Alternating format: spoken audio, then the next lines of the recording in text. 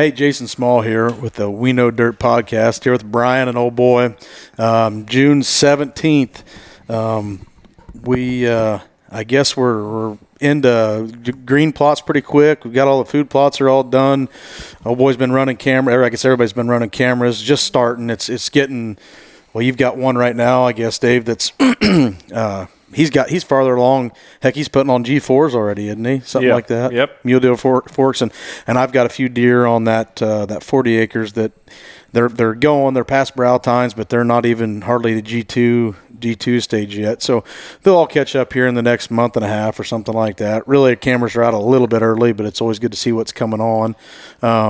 Getting some good deer on camera. I guess you're going to have that deer is going to be a darn good one. He was probably 60s last year, wasn't he? Yeah, I'd say if he stays even, he'll be mid-60s. And you're picking up some deer as far as the listings we have. You're picking up some deer on that 488. Got some really good pictures up there. Going to be some nice ones. That farm's just south of Mount Sterling, joins the Iowa line, and last year was a little sore. I think last year was probably a product of it got hit with EHD a little bit. I think the year before, and maybe a little bit last year, but I think it's coming around. It's regrouped a lot. Yeah, we can get around that. What else? What else you got? You got some cameras going on some stuff yet, or you got cameras out yet, Brian? I've got some cameras out for clients, and got one deer. There's one deer that showed up that I think I sent you the picture of last week.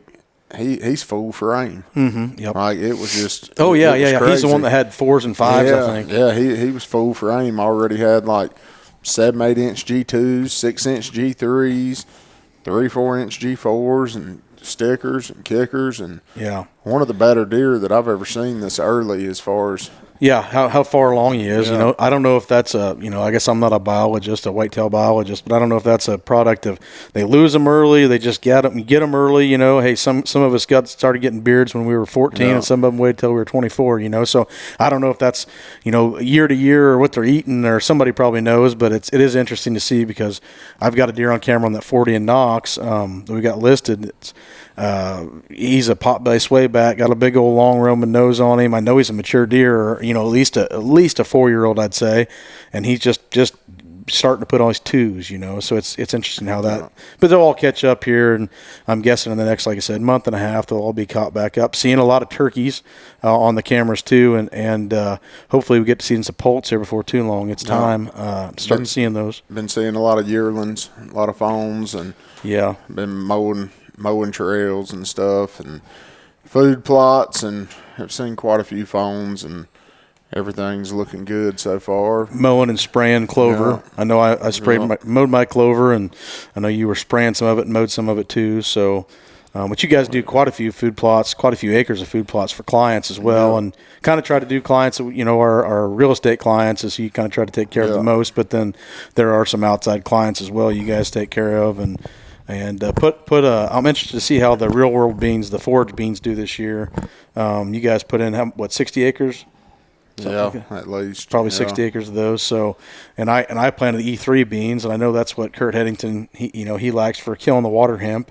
Depends if it's close to something that's been food plotted a long time for the water hemp, or if it's new. Or part of a crop field, I guess. But it's that water hemp gets above 2-3 inches tall, you can't kill it with Roundup. Maybe can't kill it then.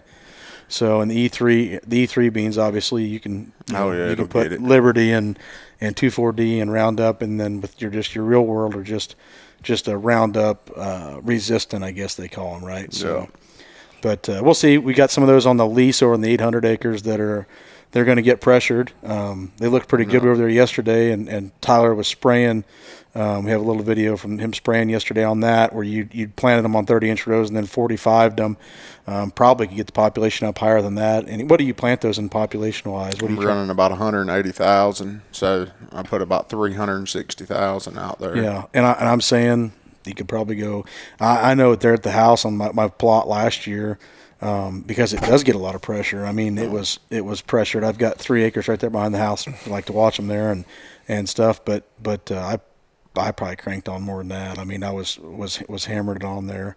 But it'll be interesting to see how it all plays out. I'm about needing to spray mine again now. But anyway, so food plots full, and then you've got a bunch of green plots that are fixing here in the next month. I'm guessing you guys are probably fixing to start spraying some, if it's depending on what it is, spraying and getting it knocked down to where it's not such a bear to work up. That's the plan, and I'm actually fixing to sow. I'm going to probably stop and grab some seed here when I leave here today. I'm going to try overseeding the corn there at my house. You know, it's about, I probably waited just a touch too long, but I was trying to wait long enough from the chemicals that the farmer sprayed. But I'm going to try to overseed some into the corn and see how it'll do. I did a little of that last year right before a rain, and I got it to start good, and I had a good stand. And then it just got so dry in there, it burned up inside of that corn. But boy, if you could get it to go, if something you could make go, that would be fantastic. But yeah, it's been pretty busy, and then the real estate, it really has not slowed up that much. And, right. You know, it's been steady, and we got a couple farms that'll be coming here in the next, I'm gonna say 45 days, something like that. And then like that 40 that you just listed, I don't think it's gonna stick around too long. No, it's a good farm. We went in there. It's actually Dad's farm. Yeah. He owns it. We went in there and opened it up. It's all timber. It's got quite a bit of white oak value on it. Primarily, there's some other trees in there, but the white oak's the value. Had a logger look at it, and he said there was about $20,000 worth of trees in there, and I think that was cutting it pretty sparingly. You know, trying to take a select cut out of it. You know, that would be to split with the logger, whatever kind of deal you get going there. But we opened up a spot in the middle of that, made a big food plot area, and it's kind of the transition, goes out to the north on the neighbor's, you know, row crop field, and we barricaded it off. You know, we windrowed the trees and made it where the deer can enter and exit from the north and the south, and put some oats and clover in there. So and they're doing pretty well right now. They're doing, and then there's a pond just to the south side of it. So, and that timber lays good. It does. It's bittersweet because it kind of sucks that Michael wants to sell it. That we can't hunt it this year. Yeah, getting some pretty good deer on camera. Like I said, they're not as far along, you know, on their growth as some of the others, but I know they're mature deer, pretty nice deer on there. And there was, I think, 4 or 5 different bucks so far I've got on that thing, and I have to have the camera out for a week or two. A bunch of turkeys, which we went in there and Cooper killed a jake off of it early on this spring, and there was some turkeys around on it.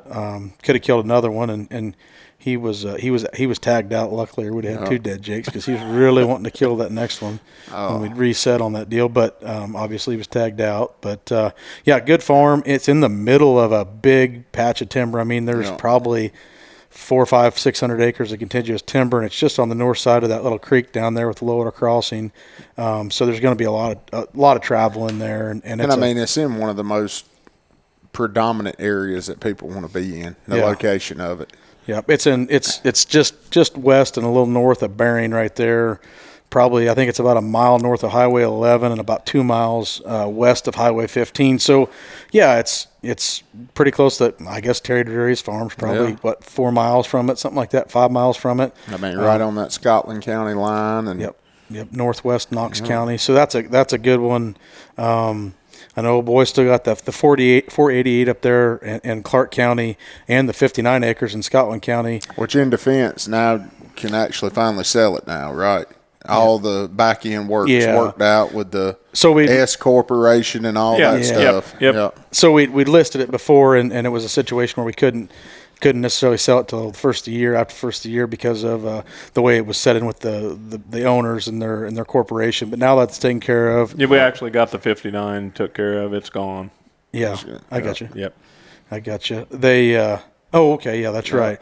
So the 48 acres, or 488 is still available. You're getting some pretty good deer on that right now. You get some cameras up. Real good deer. Yep. So that thing's still available, and I think it's going to hunt. That thing's going to hunt big. It's a heck of a nice farm.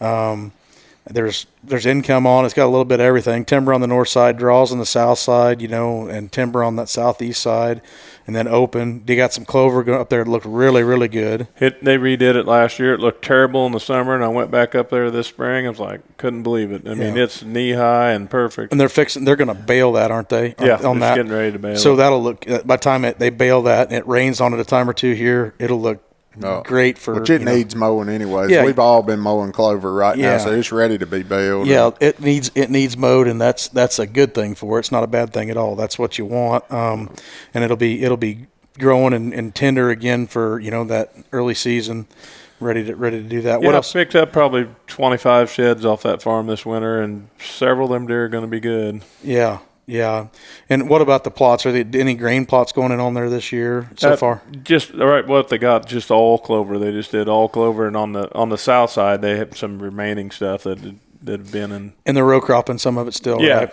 yep. There's 30 acres of row crop. Yeah, so there'll be some back there. Somebody could probably buy a little row crop off them if they wanted to, off the farmer. What else we got? We got the 60 acres out there in Mercer County, yep, which we've had a lot of calls, a lot of interest on it and all, and I've had a few offers. We just ain't quite been able to get together. You know how we always say, we get real close, yet so far apart. Commission apart. Yeah, That's less than a commission apart. Yeah, that's what happens a lot of times. But that's a good farm. We've talked about it before. As far as a place to slide in, have some income, and kill deer. Where they come off onto that farm, it doesn't have much cover. The deer aren't going to stay on it, but they come out there and travel through it. And they feed on it, with the good food there. There's pond, they've got some of that. So it's a heck of a farm to kill on. I know guys are going to start thinking about that stuff pretty soon. And then you've got a couple other farms coming up that are next 45 days, 60 days. Yep. We'll have some coming here, and this time of the year it's so tough going out picturing a farm with all the green foliage on and all, and it's hard to really showcase and show a farm off, and it typically. It seems like right now everybody's going to the lake, to the beach on trips, and they start back thinking about deer hunting come into August around in there. And that's something, like how many hours, oh boy, you think you got in putting trail cameras and doing all the stuff that you've been going around, mowing trails, weed eating, every day for the last 60 days almost. When me or Tyler hadn't been doing real estate, every single day we're doing something for deer hunting, for clients, for ourselves. There is a lot of realtors that do this, but there is so many more of them that don't. Right. Whenever people are really thinking about looking at, choosing a realtor and knowing how to break down a farm and all, I'm not saying we're the best, but by golly, we probably spend as many hours doing it as anybody out here. Yeah. Because it's every day. This morning, I left the house this morning at 4:45 to go fill feeders in Iowa for guys. Yesterday, it's been every single day. We put in over 140 acres of corn and beans across 11 counties from Iowa to Missouri. Yep. That's pulling around a little tractor with a 4-row planter and maintaining all of it. Like, there's a lot to it. We tend to pick up on things and learn a few things, and but that's the thing. I mean, it's happening. We're living it. It's every day, and what's happening, and that's not always that way it's perceived with some other guys out there and what's going on, and probably not going to catch us in a pearl snap and a new 3/4 ton diesel pickup pulling a brand new 4-seater or 6-seater Ranger down the road and taking pictures of that, but probably going to catch us out there looking for a deer somewhere, so. And, I want to hit on that Adair 107 that we sold. You had the seller, we had the buyers for, and, that guy, that was a prime example of a farm that we knew that it had all the right attributes to it. Mm-hmm. The way, the orientation of it, the way it's set up, where the bedding's at, where the food's at, the whole nine. And I had showed that farm a week before to a different guy, and he liked the farm, but he just couldn't see the vision. And when I actually got down there and went on it, I knew right then that I had somebody that this farm would fit him perfect. Mm-hmm. But so to make a short story long here, we fast forward a week. I got my other clients to come in, looked at the farm. They bought it. He come down. He's done a ton of work to it. Right. Well, and also the showing went pretty good. I mean. Oh yeah. Got out side by side, slammed the door, turkey gobbled, and then just happened to. And it was my first time in my career to actually walk up on a good shed and us have a picture of the deer too. Yeah, you text me and said, or called me and said, "Hey, what deer is this?" I'm like, "I know exactly what deer is." Yeah. The picture that I had of it was from behind, and he's pretty narrow, but and I saw, I was thinking it was 130, 140, whatever inch deer. But then his main beam's probably 23. 20, I don't know. He measured. I can't remember. Yeah, what was it? 60. That shed that size, 62 or 64 inches, something like that. But anyways, and so we kind of laid out a plan, and this guy, he's an out-of-stater from down south, and I just told him how most of my clients that we manage our farms, how we would typically set this up, and explained it to him. Well, they got it bought, we got it closed, they come back up, they worked on it for 2 weeks. He rented a skid steer, I took him some blinds down there, we put them up and all. He put out his cameras, and he just could not believe the bucks and all that he got on camera. Yeah, he'd be able to tell here before long if he's got him back. And I mean, this was his shed was laying right in the clover food plot. But I mean, he's already had like 15, 16 different bucks on camera. Yeah. He's getting pictures of groups of 5, 6, and 7 in bachelor groups right now, multiple different cameras and all, and he's just tickled to death. He just he feels like he told me that he thought that he hit the jackpot was his exact words. And I relate that farm back to like that 488. Yeah. That 488, see, that farm did not have the hunting history to support it, really. You put out trail cameras, right? He put out trail cameras on the I'm talking about on the 107. Yeah, he's talking about the 107. The 107, you're the one that run cameras on it last year. Yeah. It didn't have all the hunting history to support it because the seller, they just like to come up and shoot deer. Yeah. And but it was one of those special farms, that could do that. I know could do it all, and I relate that to the 488. The 488's very similar. They like to come up and they've shot deer. Yeah. It's got some good history on it, but not the kind of history that we all would have on one of our farms, Right. So like that 488's another one that it can be a stellar farm. Yeah, it's got 20-some years of history, and that little 40 right to the south, that guy killed a booner of 178 a few years ago too. But it's a little different. A lot of these farms like the 107, and really I'd say the 488, it's not, those guys aren't necessarily, there's different kinds of hunters, right? Come up here. Okay. Yeah. So the guy you sold the farm, I guess it would have been the farm. They come and looked at this farm. We videoed the 107 farm. Yeah. Okay, those guys bought a farm, and they're from out of the area. Where are they from? Ohio. And if they got a chance to kill 130, 140 inch deer every year, they're going to be tickled with that. And I support it 100%. And I think it's awesome. Yep. I think it's great. It just depends, like you always talk about, what somebody wants to do. What their goals are. What is your goal? What do you want to do? Do you want to? Will you eat a tag? Are you going to eat? Are you going to eat a tag 3 years in a row? I just sold the 293.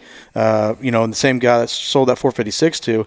He's okay with eating tag soup, man. He's going to go in there and he's going to kill a bully buck, a bully 8-point buck, which this year he killed 156 inch 8-point, mature bully buck. And he's got some hammers on there. But he passed the 170 to do it too. But he's going to kill some deer. I'm telling you, that guy's going to kill some Boone and Crockett deer, and I think probably this year. Yeah.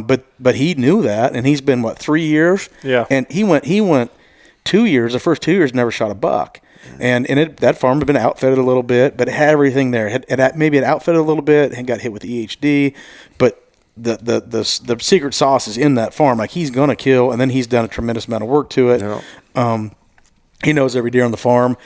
so it just depends really on your goals. So, the owners of the 107, my client there, they came up. They had a great time. He brought brought friends up. They came up. They come out. They'd shoot a deer, and then they were tickled to death with it. That they like to ride the four-wheelers and do whatever else. Well, we know that that's probably not conducive to killing lots of big deer, right?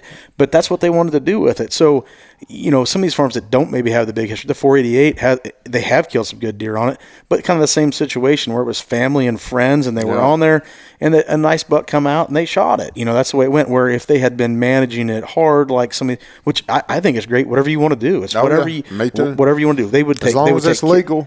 They would take kids. I know they had the handicap stand. They brought a girl that has a little disability and with walking and let her hunt there. And obviously with kids, you let them shoot whatever they want to shoot and things like that. So I think it's great. But that farm, I'm telling you, if somebody it can be special. It could be absolutely special. One of the best farms in northern Missouri. I mean, it touches Iowa. for all intents and purposes, and can be fantastic if it And was the laid. access on it. It's got great access. It's got good access, and the thing is people. There is a road through it. There is a road through it. That's part of the deal that people don't like. But there are things you can do. You could build buffers. You could put. But it's miscanthus. not. I don't consider that a road. It's a trail for me to travel. But it's not. It's a what we consider a level B non-rock road. It's a mud road in Missouri. Yeah. In Iowa, it's a level B. Yeah. But it's got a ditch in it. You couldn't get a pickup through there. A crew cab long bed pickup through the thing. It'd be you wouldn't want to. I mean, yeah. So that's the situation. But people look at it and they're like, oh man, there's a lot of things you can do. You can screen and you can do a lot of things there. But with the CRP and the tillable and the big timber and the fact that thing hunts so big. I mean, how many guys could you hunt on that farm? I mean, a tremendous amount of people if you wanted to.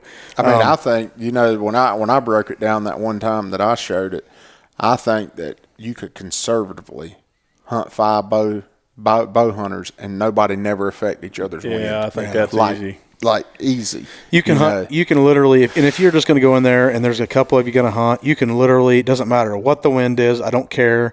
There's going to be 2 or 3 stands in there for every wind for direction. every single wind, no matter what, all the time. And you're killing Iowa deer in Missouri. You can buy that over the counter tag, and it literally touches Iowa. So there is no road that splits Iowa and Missouri. No, it's you walk through the timber and you cross from Missouri to Iowa. Yeah, and it does. The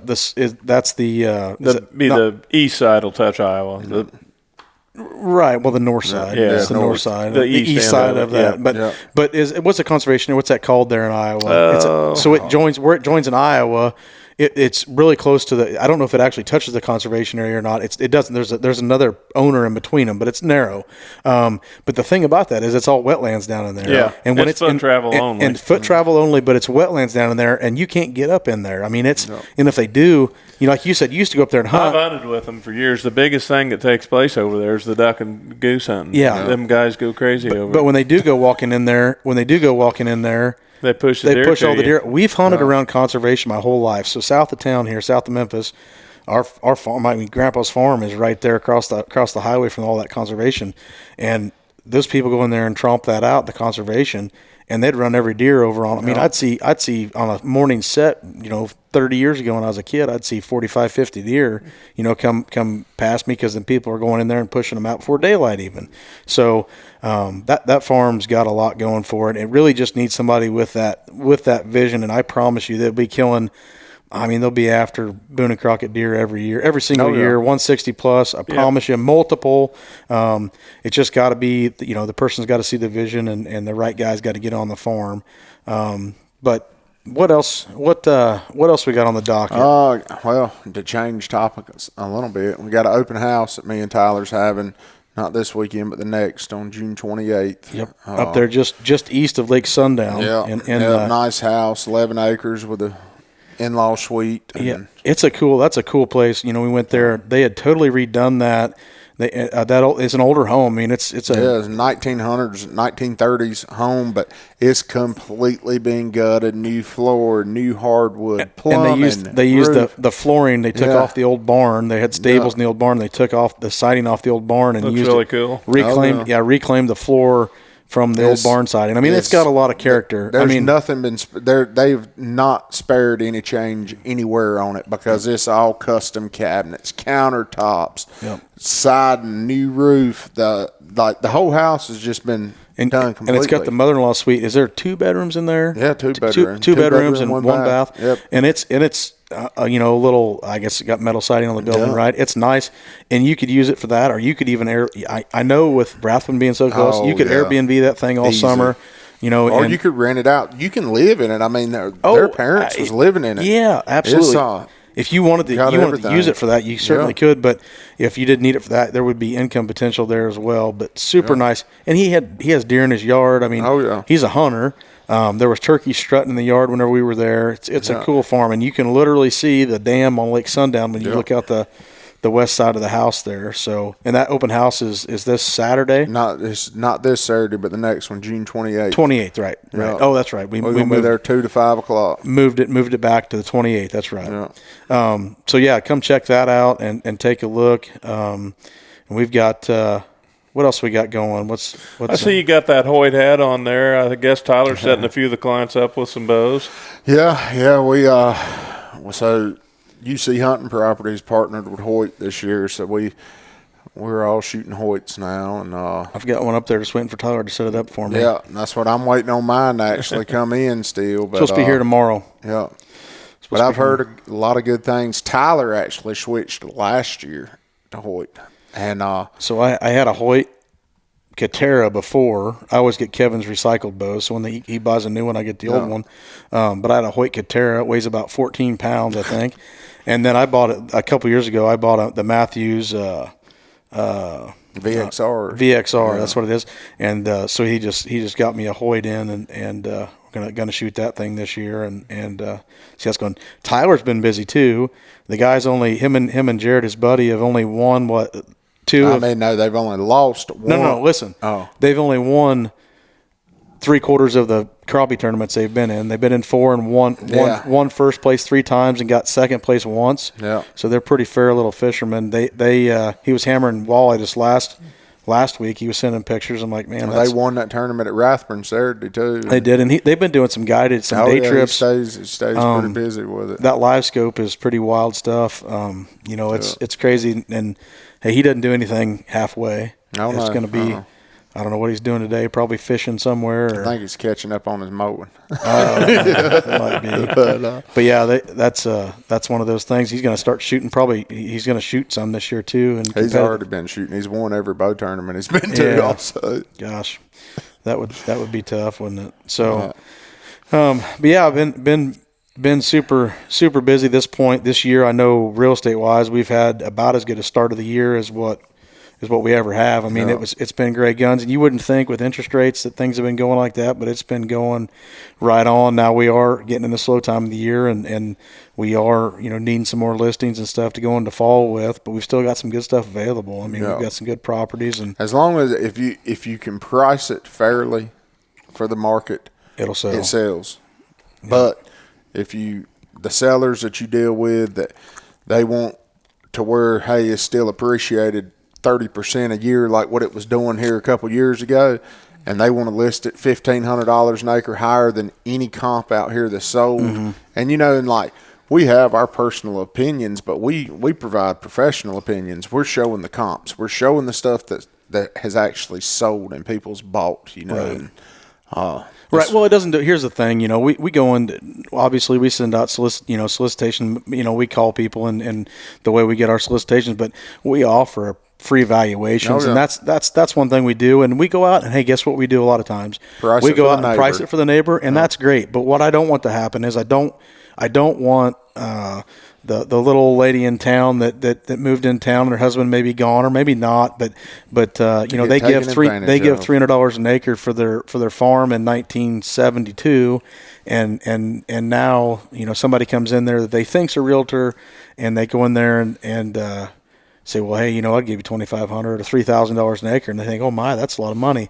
Well, that's why we send those out, So we do a lot of. I've personally seen it happen a few times. I have and too. I'm telling you, anybody that ever thinks about selling a house, selling land, anything, if you're dealing with a realtor and you ask him what it's worth or her, and they ask you what you want for it, you need to pick up the phone and start calling more realtors. Yeah. Our job is to tell you what it's worth and show you why that's what it's worth. That's something that I've been big on. Well, since everybody, everybody's here, I preach that all the time. I want to tell you, and as a realtor, that's your job. Yeah. Is I want to tell you what we think it's worth before you ever tell me what you want for it. And and like I tell people, we'll come look at it. We'll tell you. We'll give our honest opinion. And I'm not going to tell you some big inflated number to try to get your listing, and then try to beg you to sell it when the offers come in where the market's at, because it's too high. It's not going to get offers anyway. But so I come in and tell you what I think it's worth, and if that lines up with what you had in your mind, then we maybe could do something. But if there's guys that do that, come in and hey, what do you want for it? Well, I got a guy that'll buy it. Well, chances are you shot it too low, and that guy has a guy that's going to buy it, maybe him. They're going to charge you a commission, and then they're going to flip it and charge him a commission too, to where that's 100%. We want to get you what your farm is worth. That's the goal with it. And we send out some solicitations. But if you ever have questions about what something's worth, anybody that watches this, give us a call. Worst case scenario, we'll visit. We went down and talked to a fella. Yeah. Heck, I would say he's a heck of a good guy. I didn't know him, but now we know him. And he was honest with us. Just told him what it I. We told him what we thought it was worth, and he told us that he was going to talk to the neighbor first, and if that didn't work out, he's going to give us a call, and that's all you can ask for is just a chance. How many times have you heard people say, sell it twice, sell it twice? Oh, other realtors say that. Yeah, they get to sell it twice. We sell it once. And hey, and we do sell it once, but ideally we do get that business down the road. We're not short game guys, okay? No. We might sell it twice, but I've sold some because they come back, they appreciate it's it. because they come back and either their lifestyle changed. Hey, we came up and we hunted, and the kids got older, and now they're in college, or now they're doing sports, and we don't have time to get up there anymore, so I want to sell it. Or I got too darn old to come up there and take care of it. The 488. That's the deal with that is the guys. They're great guys and they're a good time and everything else, but they're getting old. They're getting close to 80, and it's a lot of work. And so we do get to sell things twice, but usually it's not in the same month. Not in the same, yeah. You know what I mean? Like that's not the goal. So, but yeah, we give us a call. We're happy to talk to anybody. Brian makes a short story long every day. This guy's on the phone. I'm saying Hope would agree with me, his wife, that probably if he's awake, he's a pretty good chance he's either talking to someone on the phone or texting them. But that's part of it. That's the name of the game. And talking to people, we like to do that. So and we try to stay in touch. Like we pride ourselves on. I can honestly say that I don't have a single client that I don't continue to have a relationship with, and we talk about whether it be deer hunting, and I've been in this long enough. I've got quite a few clients, but me and Tyler just we love to talk deer hunting, so we want to know what's going on with your farm that you bought, or do you need any help? Is there trail camera gone out? Me and Tyler's around that area. We can pull in there and fix it for you. We just try to go above and beyond. Yeah. I try to, with every one of my clients, I try to look at it like I'm spending my own money. Right. That's how I've always had the mentality of. And hey, the first time, when you come looking with me, I told you,